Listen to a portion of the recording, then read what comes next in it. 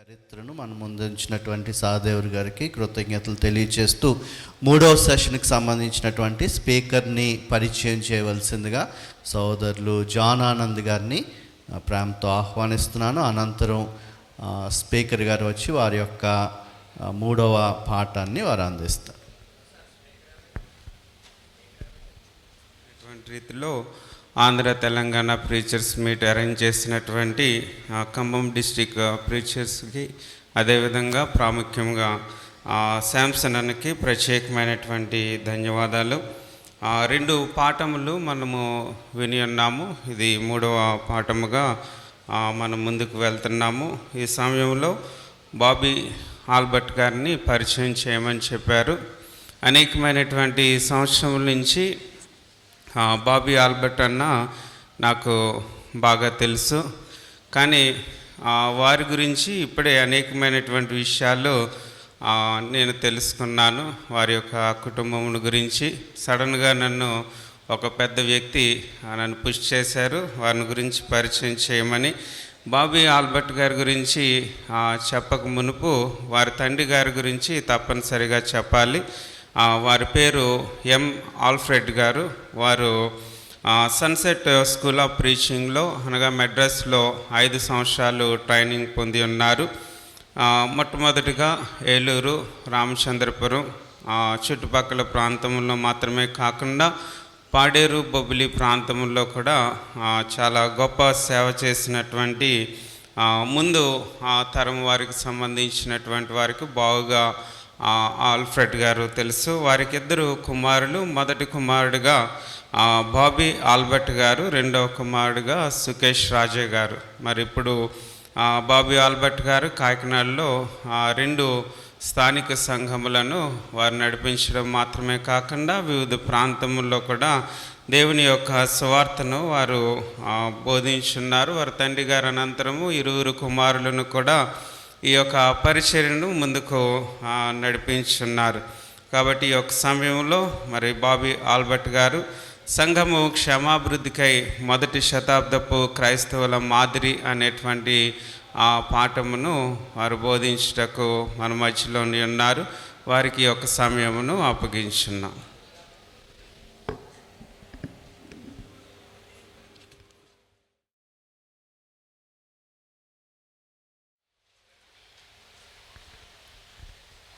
మొదటిగా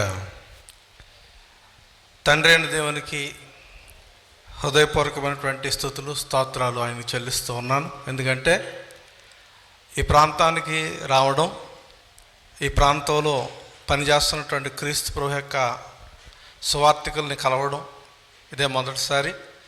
నాకు చాలా సంతోషంగా ఉంది, అతిశయంగా కూడా ఉంది. మన సువార్థికులు తెలంగాణ ప్రాంతంలో ఇంతమంది ఉన్నారు అనే విషయాన్ని బట్టి నేను చాలా అతిశయిస్తూ దేవునికి కృతజ్ఞతలు చెల్లించుకుంటూ ఉన్నాను. అలాగే ఈ స్టేట్ వైడ్ ప్రీచర్స్ మీటింగ్ ఇలాగా జరిపించడానికి మరి సహోదరులు శాంసన్ గారు ఆయన నిర్ణయం తీసుకొని వారితో కలిసి పనిచేస్తున్నటువంటి సువార్థికుల బృందంతో మరింత మంచి అరేంజ్మెంట్స్ చేసి ఎంతో ప్రయాసపడుతున్నటువంటి వారందరికి కూడా నా హృదయపూర్వకమైనటువంటి వందనాలు చెల్లించుకుంటూ ఉన్నాను. అలాగే ఏఐసిఓసి బోర్డు మెంబర్స్ అయినటువంటి వారందరికీ కూడా నా హృదయపూర్వక వందనాలు. ప్రత్యేకించి ఓవర్సీ బోర్డు మెంబర్స్, పెద్దలు, అనుభవజ్ఞులైనటువంటి వారికి నాకు ప్రత్యేకమైన వందనాలు చెల్లించుకుంటూ ఉన్నాను. ఈ సమయంలో నాకు ఇవ్వబడినటువంటి పాఠాన్ని మనం పరిశీలనగా అర్థం చేసుకోవడానికి ప్రయత్నం చేద్దామండి.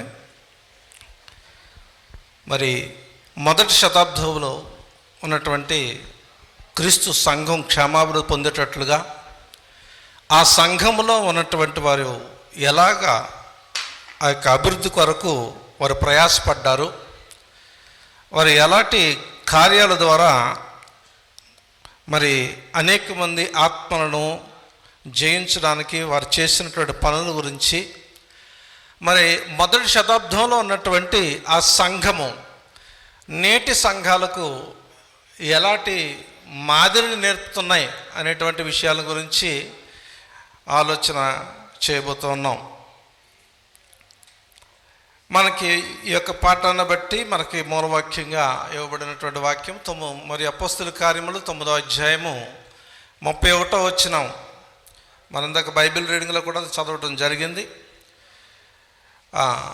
యోదయ సమరయ దేశములంతటా సంఘము క్షమాభివృద్ధి నొందొచ్చు, అంటే కట్టబడుచు వారు సమాధానము కలిగి ఉన్నట్లుగా మనం ఇక్కడ చూస్తూ ఉన్నాం.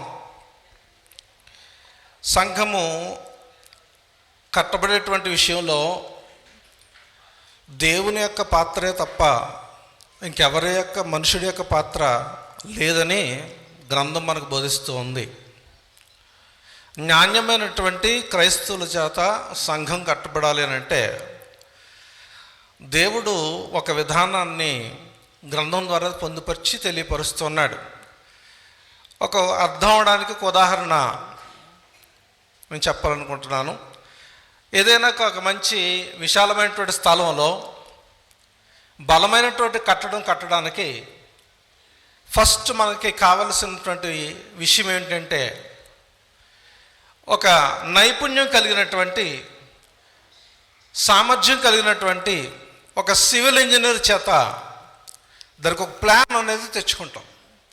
ఆ బ్లూ ప్రింట్ తెచ్చుకొని నైపుణ్యంగా కట్టేటువంటి మనుషులకి దాన్ని ఇచ్చినప్పుడు ఆ మెజర్మెంట్స్ ప్రకారంగా ఒక సౌధాన్ని కట్టగలిగేటువంటి భాగ్యం కలుగుతుంది కదా. దేవుడు కూడా ఆయన జగత్తుకు పునాది వేయబడక మునిపే ఆయన సంఘమును గుర్చినటువంటి ఆలోచన ఉంది. దాని యొక్క నమూనాలను కూడా ఆయన దగ్గర పెట్టుకున్నాడు. ఆయన సంఘములో ప్రవేశించిన వారు కూడా ఎలాగుండాలి అనేటువంటి ఆలోచన ఉంది. అది కూడా ఆయన వద్ద పెట్టుకున్నాడు. ఎప్పుడైనా జగత్తుకు పునాది వేయబడక మునిపే. కాబట్టి ఆయన యొక్క నిర్ణయ కాలమును బట్టి, ఆయా కాలమును బట్టి ఆయా ప్రజలకు ఎవరినైతే ఉద్దేశించి ఆయన ఎన్నుకున్నాడో వారి చేత ఈ భూమి మీద ఆయన ఒక రాజ్యాన్ని, అనగా క్రీస్తు ప్రభు యొక్క సంఘాన్ని కట్టుకోవటం అనేది జరిగింది.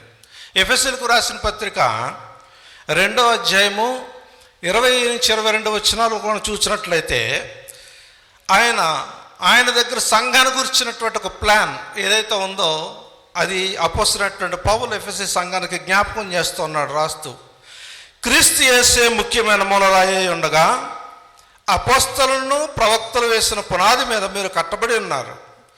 ప్రతి కట్టడమును ఆయనలో చక్కగా అమర్చబడి ప్రభునందు పరిశుద్ధమైన దేవాలయముటకు వృద్ధి పొందుచున్నది. ఆయనలో మీరు కూడా ఆత్మ మూలముగా దేవునికి నివాస స్థలమై ఉండటకు కట్టబడుచున్నారు. ఇది దేవుని దగ్గర ఉన్నటువంటి క్రీస్తు సంఘాన్ని గురించినటువంటి ఒక బ్లూ ప్రింట్. ఎవరైనా ఈ భూమి మీద, ఏ సువార్తికుడైన భూమి మీద దేవుని యొక్క గ్రంథానుసారంగా క్రీస్తు సంఘాన్ని కట్టాలి అని అంటే ఈ యొక్క విధానాన్ని పరిశీలన చేసి అర్థం చేసుకొని మనం కట్టవలసినటువంటి అవసరం ఉంది. ఎవరికి ఎలాగ నచ్చితే, ఎవరికి ఎలా తోస్తే అలా కట్టేటువంటి పరిస్థితి కాదని గ్రంథం ద్వారా మనకి విపులంగా తెలియపరచబడుతోంది. కాబట్టి ఆ సంఘములో ఉన్నవారు, అలా కట్టబడిన వాళ్ళు ఎలాగుండాలి అనేటువంటి విషయాన్ని కూడా పరిశుద్ధాత్మ ద్వారా అపోస్తలుడైనటువంటి పౌలు గారి చేత మరొక విషయాన్ని రాయిస్తూ ఉన్నారు. ఇందాక సహోదరులు కూడా ఈ విషయాలు ప్రస్తావించడం జరిగింది. ఎందుకంటే క్రీస్తు ప్రభు యొక్క సంఘము క్షేమాభివృద్ధి కొరకు మొట్టమొదటి శతాబ్దంలో ఉన్నటువంటి సంఘం ఎలాగా ప్రయాసపడింది అనేటువంటి విషయాల మీద ఈరోజు జరుగుతున్నటువంటి ప్రసంగాలన్నీ కూడా కూడి ఉంటాయి, దానికి సంబంధించి ఉంటాయి, సపోర్టింగ్గా ఉంటాయి. కాబట్టి ముందు మాట్లాడిన వాళ్ళు కూడా ప్రస్తావించిన మాటలు మనం ఒకసారి జ్ఞాపకం చేసుకోవడానికి కూడా మనం ప్రయత్నం చేద్దామండి.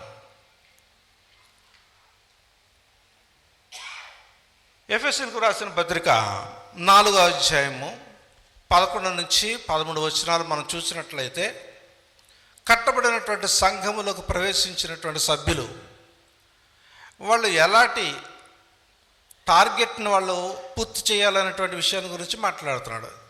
ఒక స్పిరిచువల్ టార్గెట్ ఉంది. అంటే ప్రవేశించినటువంటి ప్రతి సభ్యుడు కూడా మొదటగా వారి విశ్వాస విషయంలోనూ దేవుని కుమారుని గురించిన జ్ఞానం విషయంలోనూ ఏకత్వం పొంది అక్కడ సంపూర్ణమైనటువంటి పురుషుల వరకు అనేటువంటి మాట మాట్లాడాడు. పురుషుడు అని మాట్లాడుతున్నాడు. సంపూర్ణముగ పురుషుడు అంటే ఆంతరంగిక పురుషుడు.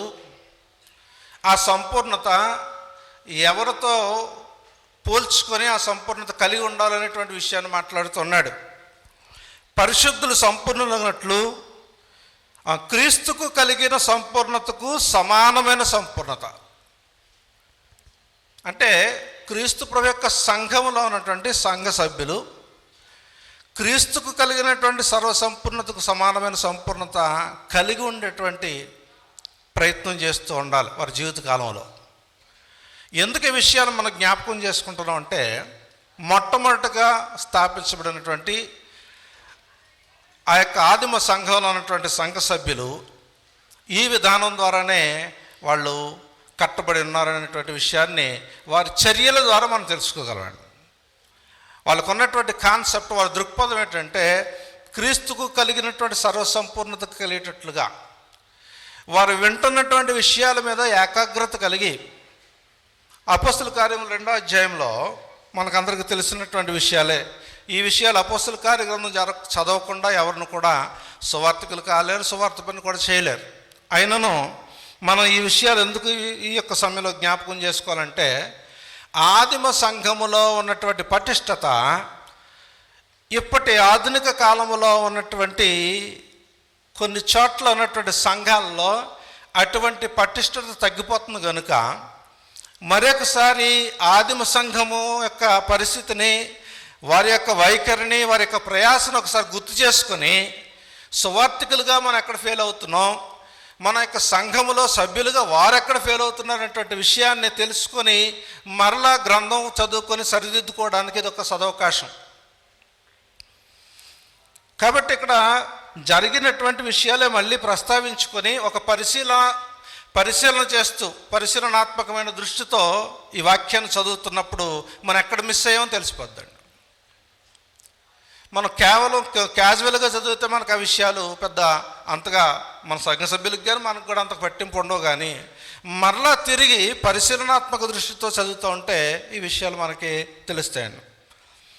మనందరికీ తెలిసినటువంటి విషయంలో మా క్రీస్తు 33వ శతాబ్దంలో యెరూషలేములో అపొస్తలుల ద్వారా సంఘము ఏర్పడినటువంటి సంగతి మనకు తెలుసు. సంఘం ఏర్పాటు జరిగిన తర్వాత వాళ్ళు దేన్ని ఆశ్రయించారు, ఎలాగ ఆశ్రయించారు అనేటువంటి విషయాలను కూడా మనకి కూలంకషంగా అపొస్తల కార్య గ్రంథాల్లో మనకు తెలుస్తూ ఉంటుంది. వాస్తవానికి 2వ అధ్యాయం నుంచి 9వ అధ్యాయం వరకు కూడా మనం చూసినట్లయితే రాజ్య సువార్త యొక్క విస్తరణ అక్కడ కనబడుతూ ఉంటుంది. ఎందుకంటే రాజ్య విస్తరణ ఎక్కడి వరకునే యోదయ సమరయ భూదిగంతముల వరకు కూడా, ఈ 2వ అధ్యాయం నుంచి 9 వరకు కూడా వాళ్ళు యోదయ సమరయ పట్టణాల వరకు కూడా వాళ్ళు విస్తరణ ఎలా జరిగింది అనేటువంటి విషయాన్ని అక్కడ లిఖించబడింది.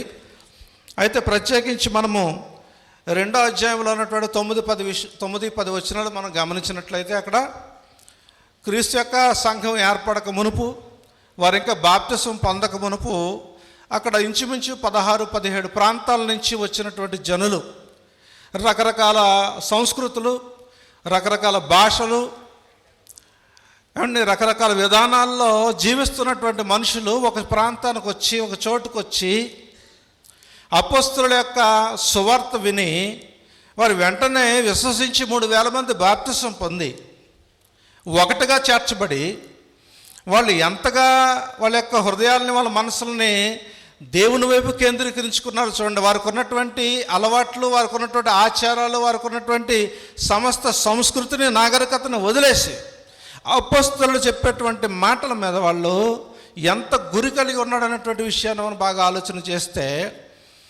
ఆ గురే వాళ్ళని ఏం చేస్తుందంటే రాజ్యవ్యాప్తి అంటే క్షమాభివృద్ధి వైపు నడిపించిందండి. బాప్తిసం పొందిన వాళ్ళు ఏం చేశారట, వాళ్ళు అపొస్తలుల యొక్క బోధ యందును సహవాసమందును రొట్టె విరుచుటను ప్రార్థన చేయటేందును ఎడతెగక ఉన్నారు. ఈ ఎడతెగక అనేటువంటి లక్షణం వాళ్ళని ఎంతగా ప్రభావితం చేస్తుందంటే, వాళ్ళు ఎడతెగని ఆ యొక్క పటిష్టత, ఒకవేళ హింస కలిగినా సరే వాళ్ళు దాంట్లోంచి తొలగిపోయేటువంటి అవకాశం లేకుండా, లేకపోతే వాళ్ళు ఎక్కడి నుంచి వచ్చారో, ఏ సంస్కృతిని వచ్చారో, ఆ హింస కలిగినప్పుడు ఆ ప్రాంతానికి వెళ్ళిపోయి వాళ్ళ ఆ పనుల్లో కలిసిపోయేటువంటి ఆ ఆలోచన లేకుండా, వాళ్ళు తిరిగి సంఘాన్ని కట్టేటువంటి విధానంలో, రాజ్యవ్యాప్తిని చేకూర్చే విధానంలో వారి యొక్క మనసులో ప్రయాణం చేసినట్లుగా మనం చూస్తూ ఉన్నాం. ప్రియమైనటువంటి సహోదరులారా, ఇక్కడ ఎడతెగక అనేటువంటి మాటకి ఇంగ్లీష్ పదం వాడబడింది ఏంటంటే స్టడ్ఫాస్ట్లీ అని వాడారు. వాళ్ళు అపోస్తలుల యొక్క బోధ యందు వాళ్ళు ఎడతెగక ఉన్నట్టు అనేటువంటి మాట మనకు కనబడుతుంది. అది గ్రీకు పదంలో మనం చూసినట్లయితే స్టెథారోస్ అంటే కాన్స్టెంట్, నిలకడ, స్థిరం కలిగి ఉన్నట్లుగా అర్థమిచ్చుచున్నది. కాబట్టి అపోస్తలులు బోధించినటువంటి బోధ వాళ్ళని ఎంతగా మనసును స్థిరపరిచిందో, ఏకాగ్రతనిచ్చిందో, నిలకడగా కదలని వారుగా ఉంచిందో, అలాంటి పరిస్థితుల్లో వాళ్ళు ఉన్నారు కనుక వాళ్ళు ప్రతి దినము కూడా సంతోషంతో దేవాలయంలో కూడుకొనొచ్చు. నెక్స్ట్ వారు చేసినటువంటి మరొక పని ఏంటంటే, దేవుని యొక్క సువార్త వ్యాప్తి కొరకు వాళ్ళు దాతృత్వాన్ని కూడా ఇవ్వగలిగారు. వారికి ఉన్నటువంటి దాతృత్వాన్ని కూడా ఇవ్వగలిగారు. ఇది ఎంతకాలంలో జరిగిందనుకుంటున్నారు బాధకులుగా? ఇదేమైనా కొన్ని సంవత్సరాలు, లేకపోతే ఒక 10-20 సంవత్సరాల తర్వాత వాళ్ళు ఎలాంటి పనులు చేశారా? చాలా షార్ట్ పీరియడ్లోనే వాళ్ళు ఈ విషయాలన్నీ కూడా చేసినట్లుగా మనకు లేఖనాలు బోధిస్తూ ఉన్నాయి. అయితే మరొక విషయం మనం గమనించినట్లయితే 44వ వచనం, 2వ అధ్యాయం 44వ వచనం, 45వ వచనం కూడా మనం గమనించినట్లయితే, విశ్వసించిన వారందరూ ఏకముగా కూడి తమకు కలిగినదంతా సమిష్టిగా ఉంచుకొనిరి, తమ స్థిరాస్తులను అమ్మి అందరికీ వారి వారి అక్కర కొలది పంచిపెట్టారు. ఇది చిన్న విషయం కాదండి, ఇది ఆర్డినరీ విషయం కూడా కాదు. ఎవరు పొజిషన్స్ వాళ్ళకు ఉన్నాయి, ఎవరు వ్యాపారాలు వాళ్ళకు ఉన్నాయి. వీళ్ళు ఎప్పుడైతే ఒకటిగా యేసుక్రీస్తు యొక్క సంఘములో అపోస్తలుల యొక్క బోధ ద్వారా వాళ్ళు ప్రవేశించారో, వాళ్ళకున్నటువంటి వాళ్ళు అపోస్తలులు బోధించినటువంటి బోధ వాళ్ళని ఎంతగా బలపరిచిందంటే, అక్కర గలవానికి మనం పంచిపెట్టాలి అనేటువంటి విషయం. సాధారణంగా నేటికి క్రైస్తవ సంఘాల్లో ఉదాహరణకి ఒక 40-50 మంది ఉన్నటువంటి సంఘం ఉంటే, ఆ సువార్తికుడికి ఒక్కడికే ఆ 50 మంది యొక్క జీవిత విధానం, వాళ్ళ యొక్క పాటలు, వాళ్ళ యొక్క సమస్యలు అన్నీ కూడా ఈయనకి తెలిస్తే తప్ప ఆ పక్కన కూర్చున్నటువంటి సంఘస్థులకు తెలియదు. ఎందుకంటే ఇప్పుడు సంఘాలు అలాగ ఉన్నాయి. నా 50 మందికి 50 మంది ముఖాలు కూడా తెలియదు. అది సువార్తికుడికి ఒక్కడికే తెలుస్తూ ఉంటుంది, ఎందుకంటే ఆ బాధలన్నీ ఆయన పడుతూ ఉంటాడు. కానీ వాస్తవానికి ఆ 3000 మందికి కూడా 3000 మంది యొక్క పరిస్థితి వాళ్ళకి తెలుసు కనుక, ఒకరినొకరు వాళ్ళకి ఆ విషయాలు తెలుసు కనుక, వారికి ఉన్నటువంటి వాటి విషయంలో అక్కరగలవానికి పంచిపెట్టగలిగేటువంటి సామర్థ్యానికి వాళ్ళు వెళ్ళగలిగారు. వాళ్ళు ఎలా వెళ్ళగలిగారు అనేటువంటి ప్రశ్న మనం వేసుకుంటే, అక్కడ కూర్చొని మనం ఒక ఆలోచన చేయగలిగితే పరిశీలనాత్మకంగా మనకు చాలా విషయాలు, అద్భుతమైనటువంటి విషయాలు మనకు కనబడుతూ ఉంటాయి. కాబట్టి ఆదిమ సంఘము అంత సంఘం యొక్క క్షేమాభివృద్ధి కొరకు ఆలోచన చేస్తూ ఉందనంటే కేవలము అపోస్తలులు ప్రకటించినటువంటి ఆ బోధ, వాటి బోధ మీద వారు నిలకడ కలిగి, స్థిరంగా కలిగి, విశ్వసించి ఆలోచన కలిగి ఉన్నటువంటి పరిస్థితిని బట్టి వాళ్ళు గొప్ప కార్యాలు చేయగలిగారు.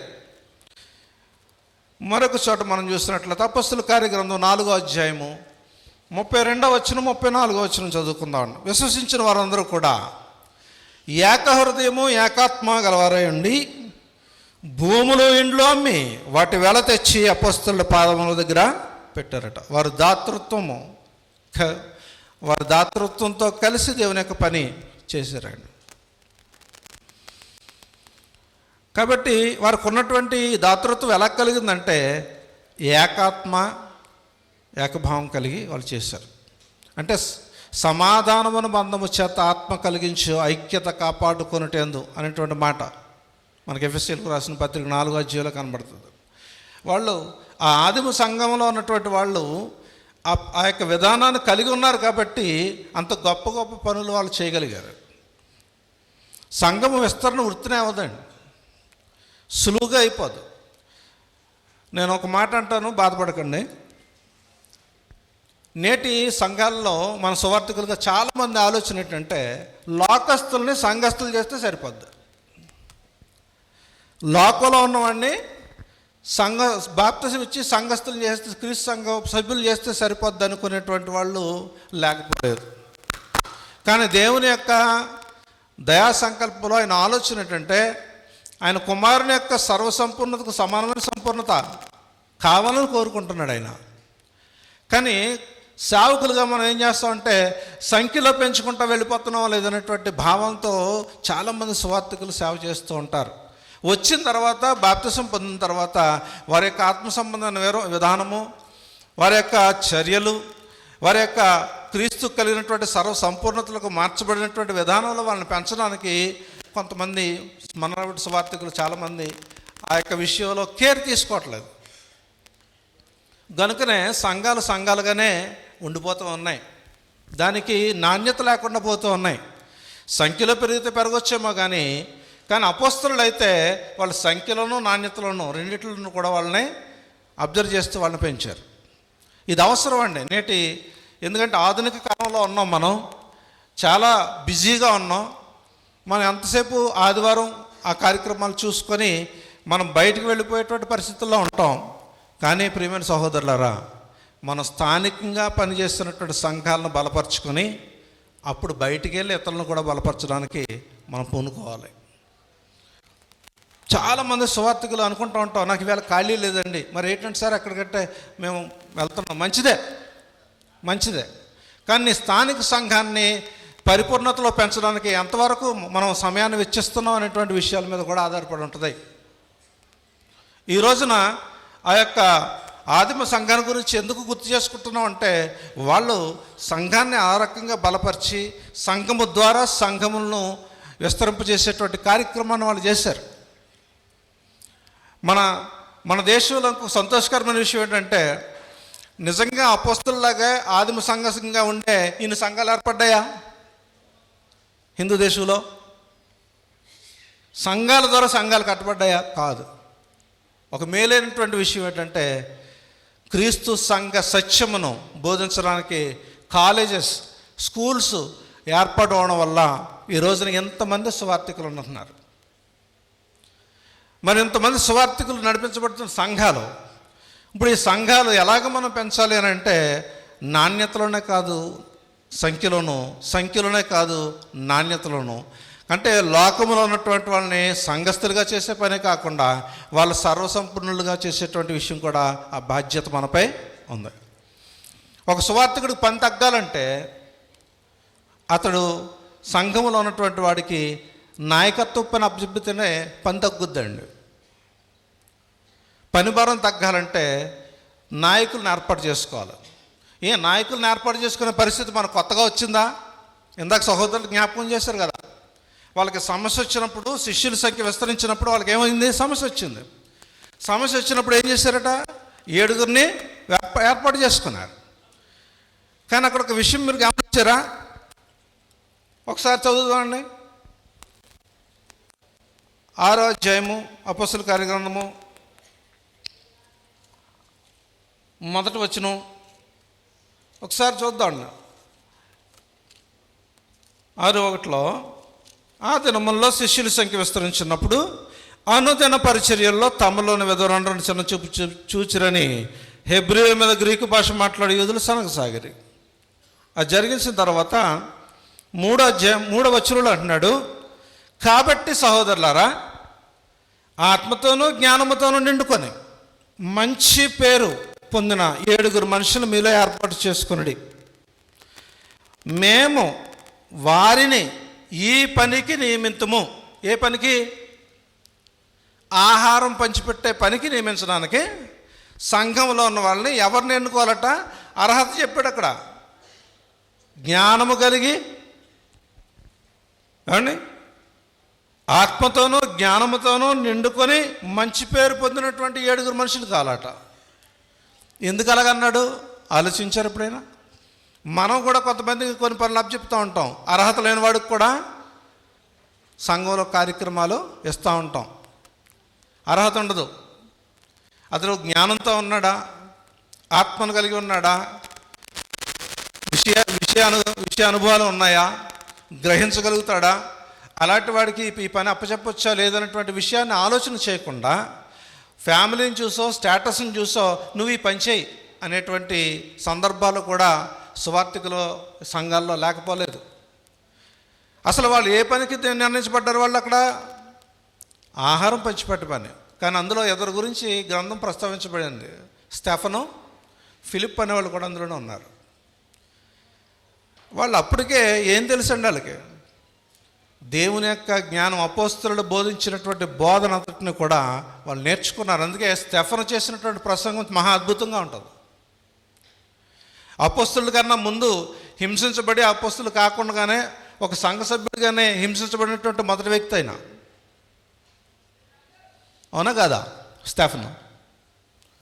రెండవ వాడు ఏంటంటే ఫిలిప్ కూడా, ఆయన పంచిపెట్టడానికి ఉద్దేశించబడిన వ్యక్తి.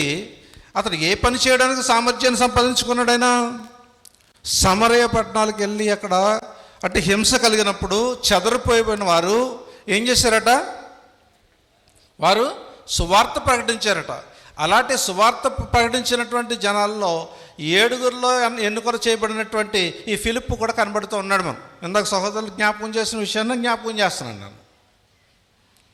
ఏ విషయాన్ని మనం బోధించుకుంటున్నాం అంటే, ఆదిమ సంఘంలో ఉన్నటువంటి వారి యొక్క సంఘ క్షేమాభివృద్ధి కొరకు వారు చేసినటువంటి పని ఎలాంటి మాదిరి వాళ్ళు చూపించారనేటువంటి విషయాన్ని మనం గ్రహించడానికి ఈ విషయాలన్నీ కూడా మనం ఆలోచన చేస్తున్నాం. కాబట్టి ప్రియమైనటువంటి సహోదరులారా, 12వ వచనం 8వ అధ్యాయము అపోస్తలుల కార్యాలు 8వ అధ్యాయం 12వ వచనం చూస్తున్నప్పుడు ఫిలిప్పు దేవుని రాజ్యమును గురించి, యేసుక్రీస్తు నామమును గురించి. సమయం అయిపోయిందండి. ఓకే, ఓకే, ఒక్క నిమిషం అండి. ఫిలిప్పు దేవుని రాజ్యమును గురించి, యేసుక్రీస్తు నామమును గురించి సువార్త ప్రకటించుండగా వారు అతను నమ్మి పురుషులను స్త్రీలను బాప్తిసం పొందిరి. అంటే సెలెక్ట్ చేయబడినటువంటి వర్కింగ్ కమిటీలో ఒకడైనటువంటి ఒక వ్యక్తి సంఘంలో అతడు ఏ స్థితికి సామర్థ్యాన్ని పెంచుకున్నాడో, నమ్మకాన్ని పెంచుకున్నాడో మీరు ఆలోచన చేయండి. వారు సువార్త ప్రకటన చేసి అనేక మంది స్త్రీలకి పురుషులకి బాప్తిసం ఇచ్చేటువంటి పరిస్థితికి ఈనాడు మన సంఘంలో ఉన్నటువంటి సంఘ సభ్యులు ఆ స్థితికి మనం పెంచగలుగుతున్నామా? కాబట్టి పెంచగల. ఆఖరుగా మనకి కొలసీలకు రాసిన పత్రిక 1వ అధ్యాయము 28వ వచనం మనం చదువుకొని మనం ఊహించుకుందాం. సువార్థికులుగా మనం ఏం చేయాలి, మన బాధ్యత ఏంటి అనే దాన్ని గుర్తు చేస్తూ ఉన్నాడు ఇక్కడ. ప్రతి మనుషుణ్ణి క్రీస్తునందు సంపూర్ణుడిగా చేసి ఆయన ఎదుట నిలవబెట్టవలనని సమస్త విధములైన జ్ఞానముతో మేము ప్రతి మనుష్యునికి బుద్ధి చెప్పుచు ప్రతి మనుష్యునికి బోధించుచు ఆయనను ప్రకటన చేయుచున్నాం. ఇది మన యొక్క జీవితంలో మనం కొనసాగించినట్లయితే సుస్థిరమైనటువంటి ఆనాటి సంఘానికి మీ దగ్గర ఉన్న సంఘానికి ఎటువంటి తేడా లేనంటే ఒకేటువంటి పోలిక కలిగినటువంటి సంఘాలుగా మనం తయారు చేయొచ్చు. కాబట్టి బాధ్యతలు అనేవి సువార్థికులు నేటి కాలంలో ఎక్కువ బాధ్యతలు పెట్టుకుంటున్నారు.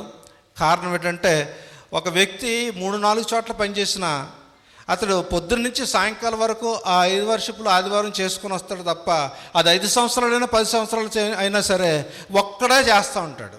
అది కరెక్ట్ కాదు. ఎందుకంటే ఆదిమ సంఘము ఒక కమిటీని ఏర్పాటు చేసుకుని వాళ్ళని తీర్చిదిద్దిన విధంగా సంఘములో సువార్థికులని బోధకుల్ని కూడా తయారు చేయవలసినటువంటి అవసరత సంఘ సువార్థికులుగా మనకు పెద్ద బాధ్యత కలిగి ఉన్నాం.